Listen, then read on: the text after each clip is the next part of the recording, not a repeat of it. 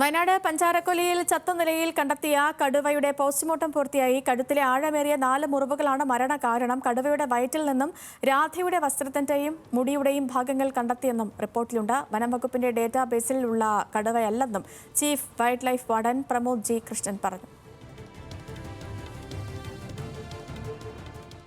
മരണകാലത്തെക്കുറിച്ച് ഡോക്ടർമാരുടെ അഭിപ്രായം നമ്മൾ നോക്കുമ്പോൾ അതിൻ്റെ കഴുത്തിൽ 4 വലിയ മുറിവുകളുണ്ട്.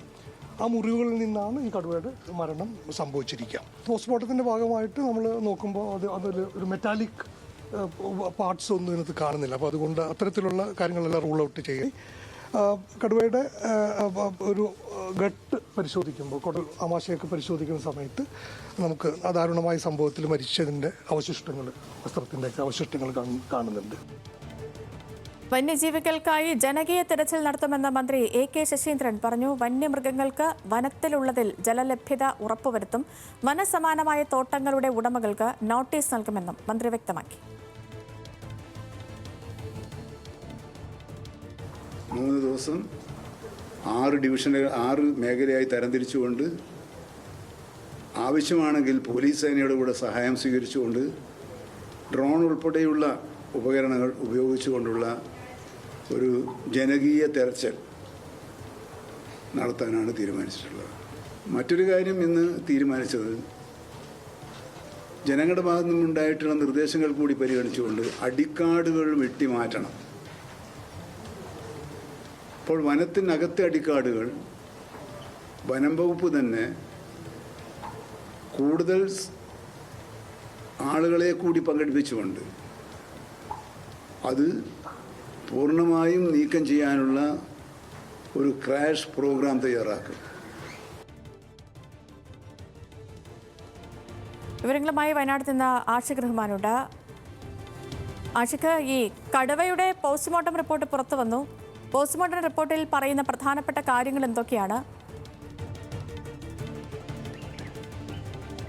സേതുലക്ഷ്മി, പോസ്റ്റ്മോർട്ടം റിപ്പോർട്ടിൽ പ്രധാനമായും പറയുന്നത് ഈ കടുവ ചാകാനുള്ള പ്രധാനമായി കാരണം അതിന്റെ കഴുത്തിന് അടക്കമേറ്റ ആഴത്തുള്ള മുറിവുകളാണ്. 4 മുറിവുകൾ ഇതിന്റെ കഴുത്തു ഭാഗത്തായിട്ടുണ്ട്. അത് ആഴത്തുള്ള മുറിവാണ്. ഇതാണ് ഈ കടുവ ചാകാനുള്ള കാരണമായിട്ട് ഇപ്പോൾ പോസ്റ്റ്മോർട്ടം റിപ്പോർട്ടിൽ പറയുന്നത്.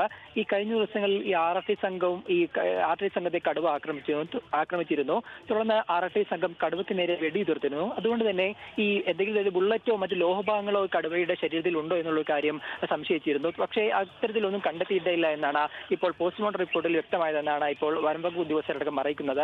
ശേഷം ഈ ഇതിന്റെ വയറ്റിൽ നിന്നും ഈ രാധയുടെ സംശയിക്കുന്ന വസ്ത്രവും അതേപോലെ തന്നെ ഈ മുടിയുടെ ഭാഗങ്ങളും ഈ കടുവയുടെ വയറ്റിനുള്ളിൽ നിന്ന് കണ്ടെത്തിയിട്ടുണ്ട്. എന്തായാലും ഈ കടുവയ്ക്ക് നേരത്തെ തന്നെ പരിക്കേറ്റിട്ടുണ്ടെന്നാണ് ഈ വനവകുപ്പ് ഉദ്യോഗസ്ഥരടക്കം പറയുന്നത്. നേരത്തെ തന്നെ പരിക്കേറ്റ് അവശനിലയിലായ കടുവയാണ്. ശേഷമാണ് ജനവാസ മേഖലയിൽ ഇറങ്ങിയത്.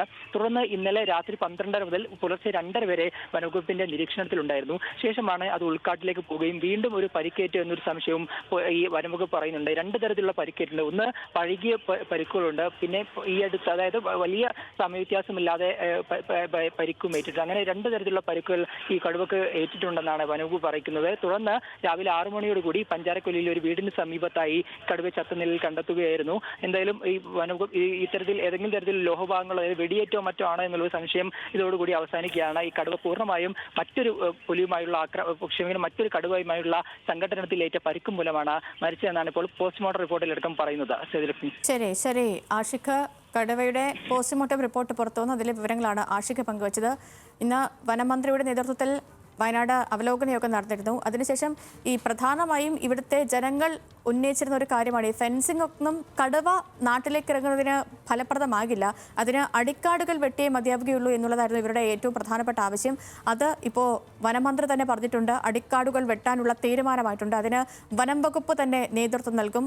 വനത്തിനുള്ളിലെയും ജനവാസ മേഖലയുമായി അതിർത്തി പങ്കിടുന്ന സ്ഥലങ്ങളിലെയും ഒക്കെ അടിക്കാടുകൾ വെട്ടാനുള്ള തീരുമാനമായിരിക്കുന്നു. ഈ ജനങ്ങൾ ഉന്നയിച്ച അവരുടെ ആശങ്കകൾക്ക് ഒരു പരിധിയിലധികം ആശ്വാസം നൽകുന്നതാണ് ഇന്നത്തെ അവലോകന യോഗത്തിൽ ഉരുത്തിരിഞ്ഞു വന്ന തീരുമാനങ്ങൾ.